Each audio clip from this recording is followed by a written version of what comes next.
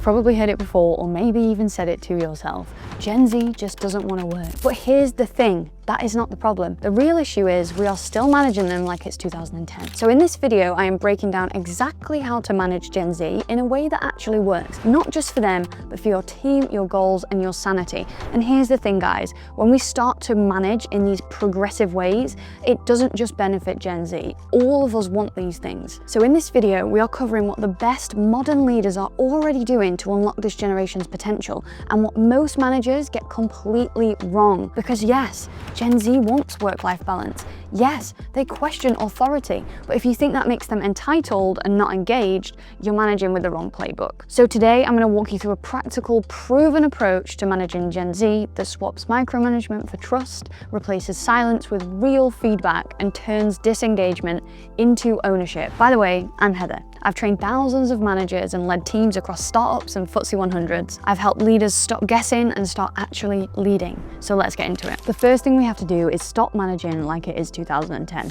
Here's the thing, Gen Z aren't rebelling against work. They are rebelling against outdated work culture. They question authority. Good. That means they care about why they are doing things. They push for work-life balance. Also good. They have seen burnout destroy generations before them. They want feedback. Not a bad thing. It just means they want to improve. The real shift is when we understand that managing Gen Z is not about command and control. It is about context and collaboration. And by the way, I've written an entire book on how to manage in this modern world and how we can all become the manager that everybody wants to work for. It's available to buy now. I will link it in the description. Second, we have to give them a why, or we are going to lose them. Gen Z doesn't do busy work. If something feels pointless, they are out. So if you want them to show up fully, we have to give them context. We have to tie their work to a bigger mission. We have to help them understand the purpose. So how does their task impact the team, the customer, even the world? Another way we can give them a why is really show career growth. No, they are not expecting to be CEO in a year, but they do need to see a path forward. We have to continuously talk to them about growth and movement. Let's make work about impact and not output. They want to know why. They value the why. Why does something matter? Not just that it needs to be done. Without a why, they simply won't do it. Number 3 is make sure we are giving feedback little and often. Those annual reviews are simply not enough.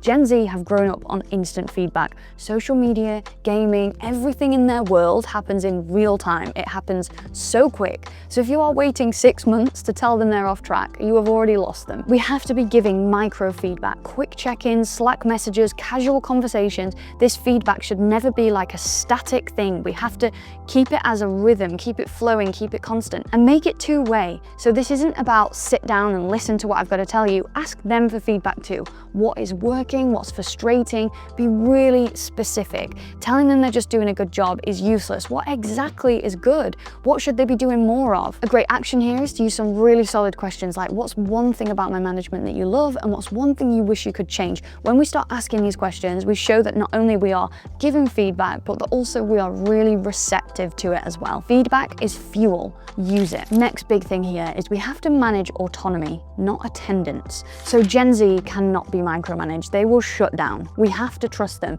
If the work is really getting done, does it really matter if it's happening at 9 a.m. or 10:15 or even 6 p.m?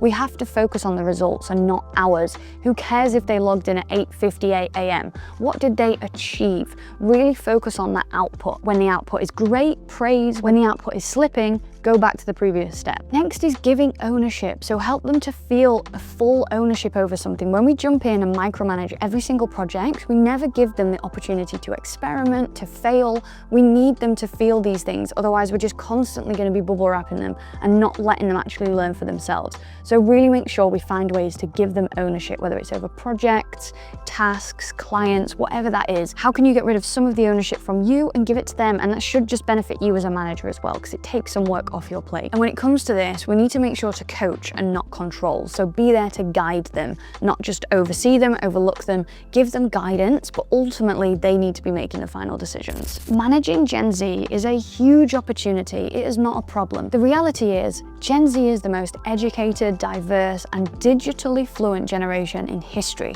If we manage them well, they will be the best employees you have ever had. But if you try to force old school management on them, you will lose them before they even get started. Like I said, I've written a whole book on the 16 leadership principles that you can use today to become the manager that every single person wants to work for. I'm gonna link it in the description. And if you want more leadership tips, subscribe, follow, and let's build better workplaces together.